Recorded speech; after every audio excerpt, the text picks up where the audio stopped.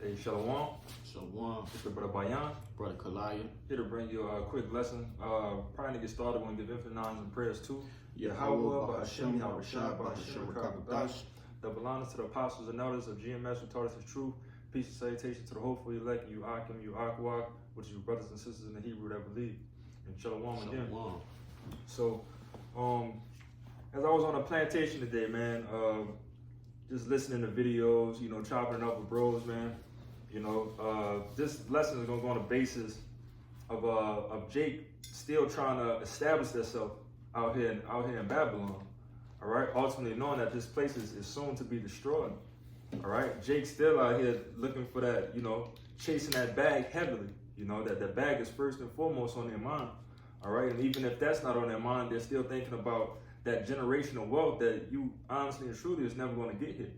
All right, not many more generations, Lord willing, is not going to come past this thing. All right, so but again, this lesson here, for the time that we do have, what should we be chasing? We should be chasing the wisdom and knowledge and understanding, you know, throughout these scriptures. All right, because we know that that is going to profit us, you know, in a time of trouble. All right, and we know ultimately that's going to be the end goal when we get into our kingdom. All right, that we're going to be 100% righteous with the wisdom and knowledge and understanding of Yahweh Shem Yahushua. All right, you want to say something? Yeah, because like that brother said, everything is about chasing glory of this world, and the glory of this world is obtained by way of means of currency, man, fiat currency, which is nothing more than paper. Right, it's a tangible thing that's worthless. You see, at least in the ancient world, the tangible things, the wealth of the ancient world, were actually worth something. Cattle, you know, land, gold, Slaves. Slaves. That's right. These people are out here spinning their wheels about something as simple as a paper. You see, something that holds no value. But I just wanted to, you know, make that point, man. Yeah, and another point I just remember too, I mentioned this to the brother, you know, it's no end to it, all right? Because at the end of the day, Jake thinking, you know, they took a sip of that Babylon juice, you know, that doctrine of America, thinking that they could come out here and establish themselves and get all these riches and do this for their family and so on and so forth. And you know what was something that Jake said, you know, I'm trying to be the one to stop the curses, all right? And that's not your job, Jake. All right, your job is to fear Yahweh Shem Yahushua and serve Yahweh Shem Yahushua to the best of your ability. You know, serve your brothers to the best of your ability. All right, but again, Jake want to have that mindset if they want to stop the generational curses. But hey, that money not gonna save it. All right, you could make $1 million and have so much land in Atlanta or Georgia or whatever, but your son still might be a sodomite. Your daughter might still be a harlot. You know what I'm saying? Is still going to be wickedness all across the earth and even in your family. So that just shows you that chasing that bag, that generational wealth, that's not going to work, man. Chase these scriptures. And if I can say, you know, even that person in his own, you still have to accept things like sodomy. What if your boss is a sodomite? What if the guys that you do business and commerce, right, is a sodomite? Right? You have to act as if you turn a blind eye. Yeah. You know. So at what cost would Jake say, well hold on, this can't be it? Right. You know, you pretty much, and we have to live in this world, but our mind is not here. Right. You know, Revelations 11:21. You know, we're not taking part of the destruction of this wicked ass place. We flee mentally. But Jake wanna get up the ladder, you have to start turning a blind eye to shit. Right. To wickedness. All right. Your morale is gone now. And that's not the duty of a future judge. All right? Nah, we supposed to handle business. But let's get some scriptures. This is the book of St. Matthew, chapter 6 and 19. Oh, bring it up, Michelle. It's Matthew 6 and 19, and it reads, Lay up not for yourselves treasures upon earth, where moth and rust doth corrupt, and where thieves break through and steal. But lay up for yourselves treasures in heaven, where neither moth nor rust doth corrupt, and where thieves do not break through or steal. For your treasure is there, for where your treasure is, there will your heart be also. That's in red letters. Red letters. Yahweh Shai speaking, man. Come. All right, so we're not laying our hopes and faith into corruptible things. All right, this here right now, this as the brother just said, the fiat currency, man. All the riches that you gain here is corruptible. It's for nothing ultimately. All right. Yeah, it might have you have a good time for a day, for a couple weeks. You know what I'm saying? But ultimately, for 2/3 of our people, you know, there's that bunch in there that has a lot of money, but it's ultimately just going to lead to their destruction. All right, just that ultimate distraction. All right, and you know, if that's something, if chasing the bag here leads to destruction, it's like, come on, man, you gotta understand, like, it's something else out there. So what is that something else? That something else is these scriptures. All right, being under righteous men, being under righteous teachers, understanding, you know, the things that you need to do to become a righteous judge, to be a servant of Yahweh B'Shem Yahushua. All right, that's the ultimate role that we're trying to look for. We know that our generational wealth lays there. All right, so again, we are laying our treasures up in heaven. All right, like the brother said, that we physically here, but mentally, man, we've been trying to flee out this thing a long time ago. All right, we know that what the Lord has set up for what He has written to us, because it's more than that. All right, things that our minds can't even fathom. So that's where our treasures are laid up in heaven, you know, in our kingdom. But you got something? Come. You got it. Yeah, this is the book of Sirach, and I'm gonna get to the point. Salakia. Book of Sirach 31:5. All right, and it reads, "He that loveth gold shall not be justified, and he that followeth corruption shall have enough thereof. Gold hath been the ruin of many, and their destruction was present. It is a stumbling block unto them that sacrifice unto it, and every fool shall be taken therewith." You got it. Come. Every fool should be taking that whip. All right, you put your faith on that dollar sign.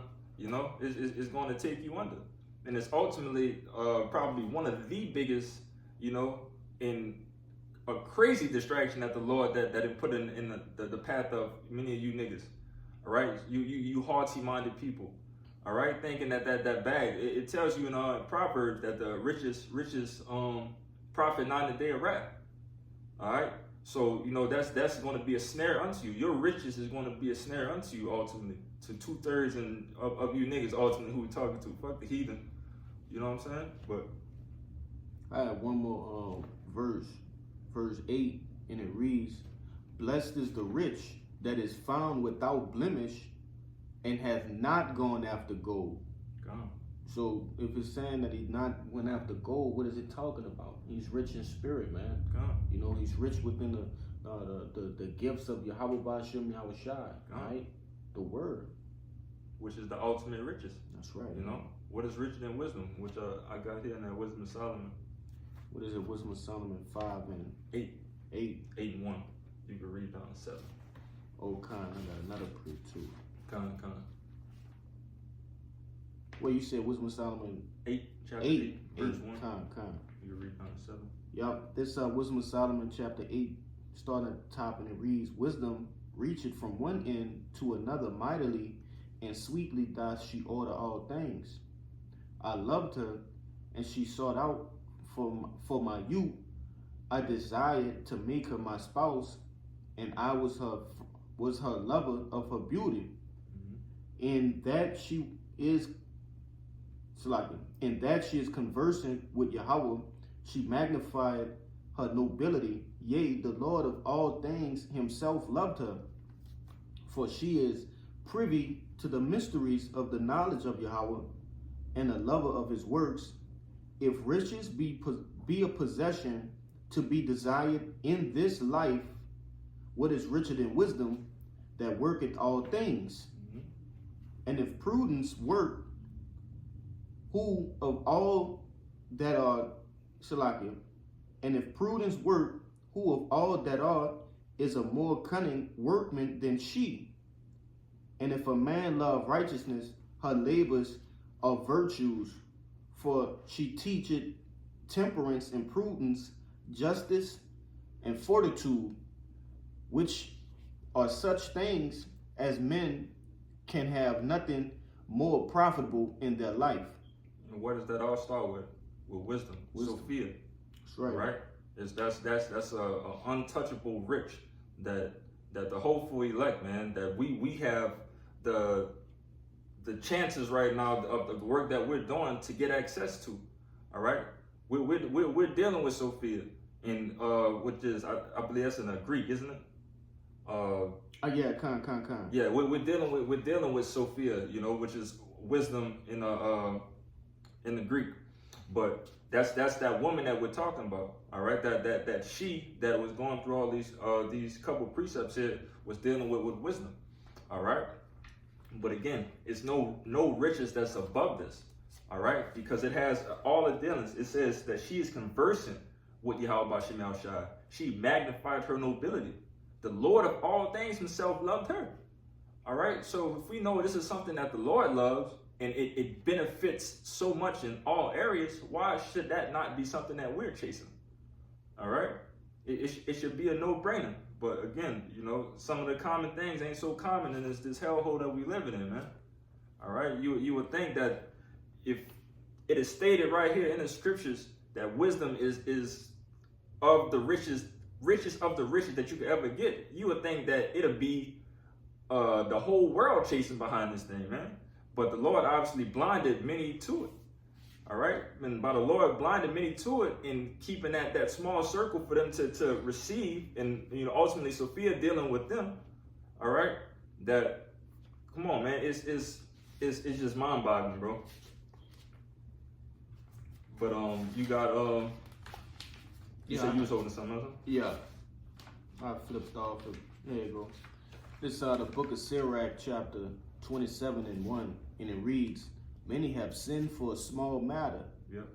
and he that seeketh for abundance turn his eyes away. As a nail sticketh fast between the joinings of the stones, so doth sin stay close between buying and selling."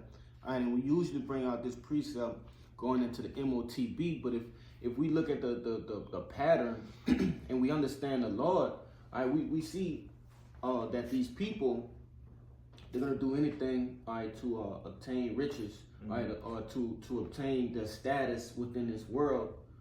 So it's not far-fetched to say that they're gonna do the same thing when it come down to the chip. When this fiat currency is turned into a CDC, what is it called? CBDC. You know, this RFID microchip, you see, we understand that they're going to take it willingly. It's not going to be too much convincing that they're going to have to get done to take it.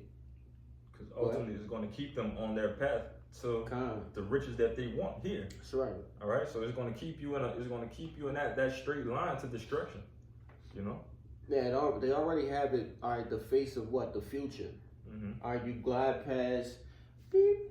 You know, you can open your door, the locks just, automatically unlock, and it's a monitor for your health. Just tracking your every move. So they're gonna put it as, your daughter's never gonna wander off anymore. You know, things of that nature. So this is the face of the future. You played a little game, Cyberpunk. That's the future that these people want to create here on the face of the planet Earth. Yeah, man and robot. Merging into one, yeah. Becoming one with the Internet of Things, changing from the Internet of Things to what? The Internet of Bodies. You see?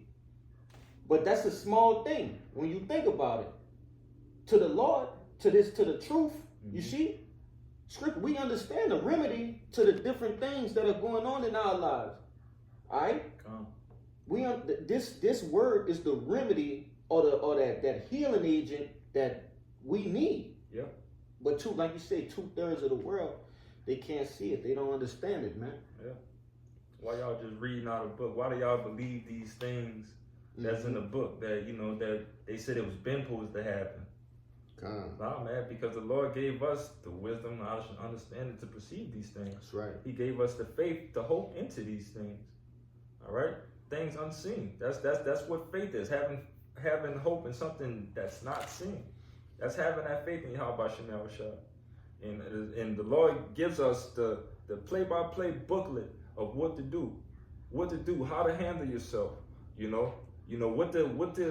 How to keep yourself out of certain manners. Yeah. All right, this is the scriptures is the guidance to life. All right, and then wrapping it in full forward, it tells you, okay, if you want to be a rich man, all right, you're probably not going to be a rich man here, but if you really want to set yourself up, get in these scriptures, get understanding, deal with Sophia, all right, because once you get that, then you're going to start understanding everything, ultimately, which is going to be the gift that what the Lord is going to appoint to us when we get to the kingdom. I got a precept. So just to back up what you're saying, it's Proverbs 4:7, and it reads, "Wisdom is the principal thing thereof. Get wisdom with all thy getting, get understanding," and it's to back you up. Yep. Verse 8, "Exalt her, and she shall promote thee. She shall bring thee to honor when thou dost embrace her. She shall give to thine head an ornament of grace, a crown of glory she shall deliver unto thee." Yeah. And I got, but if I could jump down, bro.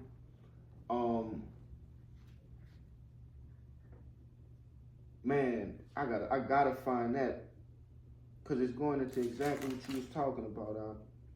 Go ahead, speak on it, though. If I could just say real quick, as the brother just brought out in that Proverbs, brother just walked down a list of things of the greatness that comes with wisdom.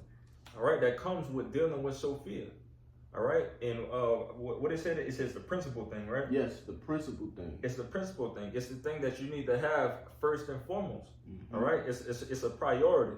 All right, because again, brothers will go into talking about Sophia being that woman, as the scriptures speak of, but Sophia is not a side bitch.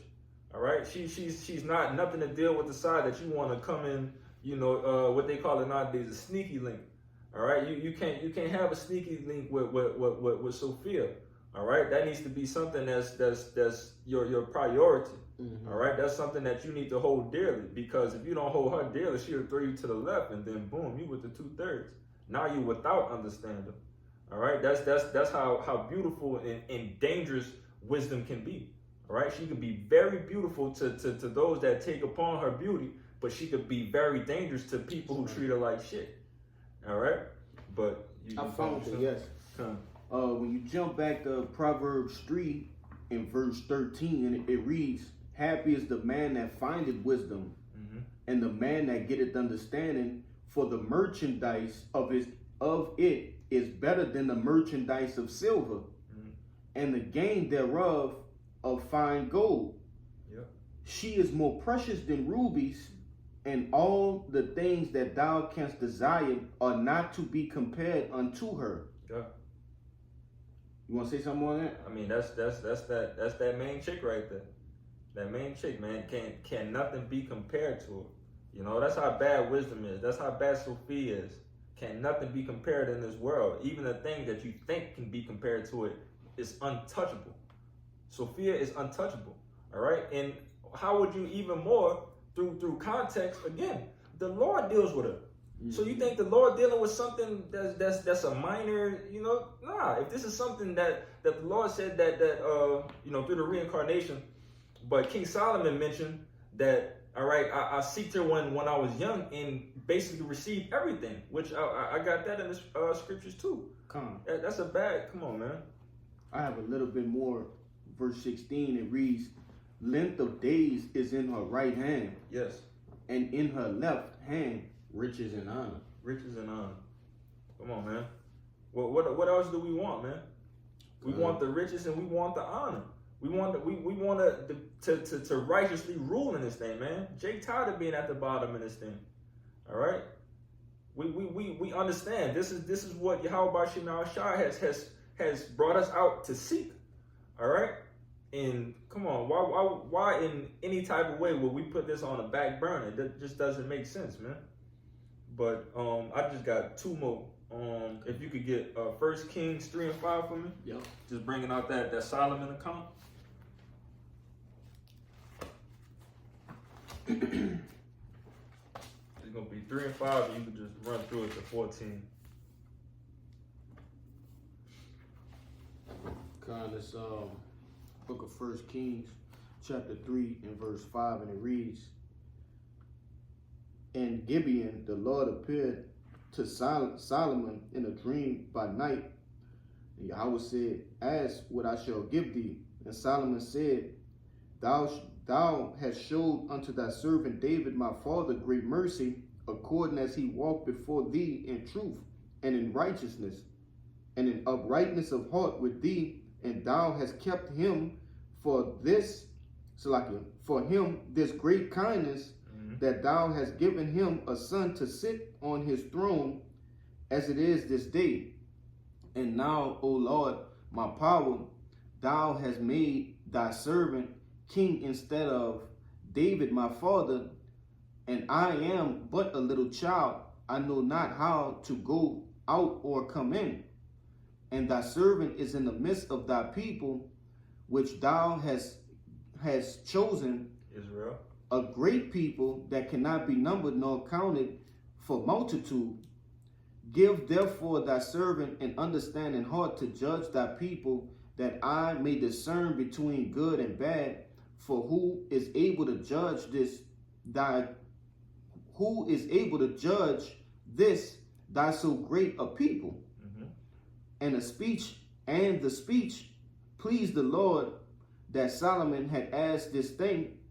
And Yahweh said unto him, Because thou hast asked this thing, and hast not asked for thy life, for thy long life, neither hast asked for riches for thyself, nor has asked the life of thine enemies, but has asked for thyself understanding to discern judgment. Behold, I have done according to thy words. Lo, I have given thee a wise and understanding heart, so that there was none like thee before thee, neither after thee shall any arise like unto thee.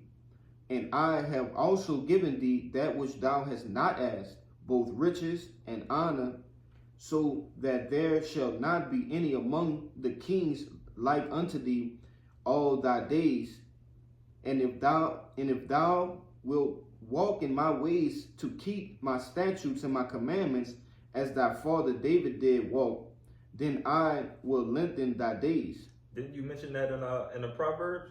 Was that the Proverbs? Yeah. Sirach, that the wisdom will lengthen your days? Lengthen your days and riches. And riches. Come and on. honor. And honor. It said in Proverbs the 4th chapter that it'll give thee a crown of glory. You see? Yes, brother. But this was just the account that brothers were just speaking about. You know, if there's anybody new watching this, Kings, the Book of Kings, the Book of Samuel's, that's typically some of my favorite books. But it's definitely something that you need to go in and and see the rise and fall of Israel. Ultimately what is going to come about. But again, this is just the account of Solomon. The Lord coming to Solomon in a dream and blessing him with wisdom. All right, because that's what Solomon asked for. Solomon didn't ask for the riches. Which he could have. He could have asked the Lord for anything, but by answering with the right answer, the Lord gave him everything, man. And that's what wisdom. That's how wisdom would profit you. All right. But the last one I got back in Matthew 6 is hit Matthew 6 and 33. We could close it out. I got one for you too. Con, you can run it real quick. I'm gonna end it on Matthew 6 and 33. Let me just read this first, because I don't want. You said Matthew 6 and 33. 33. It's just one quick one. Yeah, and this gonna go into it too. I'm probably just read. Yeah, it's gonna fall right into you. Yeah. Whatever. This the book of Matthew, chapter 6 and verse 33, and it reads, "But seek ye first the kingdom of Yahweh and his righteousness, and all these things shall be added unto you." I think they might have one more verse. I'm gonna just read it out. Take therefore no thought for the morrow, nor for the morrow shall take thought for the things of itself. Sufficient unto thee, sufficient unto the day is the evil thereof. God. Keeping that tunnel vision. God. All right, we're keeping that tunnel vision on our kingdom. All right, not trying to fumble our crown in any type of way. You know, not getting sidetracked by madness and folly. All right, and ultimately corruptible riches. All right, you know, which could be the fall, as the brother brought out. That's the fall of many men. You know, the corruptible riches. But we're looking for the riches that's going to be placed in our inward parts. All right, the things right now that we are dibbling and dabbling with right now. You know, trying to get the understanding that we can right now. You know, so you know, doing what is pleasing ultimately to Yahweh Shem Yahushua. You know, which is chasing that wisdom and understanding. You know, that he wrote up, man. But yeah, this man, like I said, this one gonna fall right into it. It's very short and to the point, but it's heavy. It's Hebrews 13 and 14, and it reads, "For here we have no continuous city, yes, but we seek one to come." We have no continuous city here, man. So if we know that the rent about to be up in this thing, and you know, we know that this building is burning down, like the brothers always like to say, you know, why do we have any envisioning of staying here? You know, why do you want to stay in a burning building?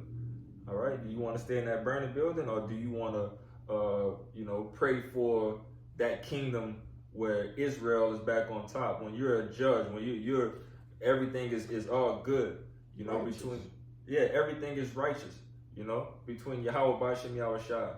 You know, that Yahushua being a mediator, finally locking us back in with our ultimate power, man.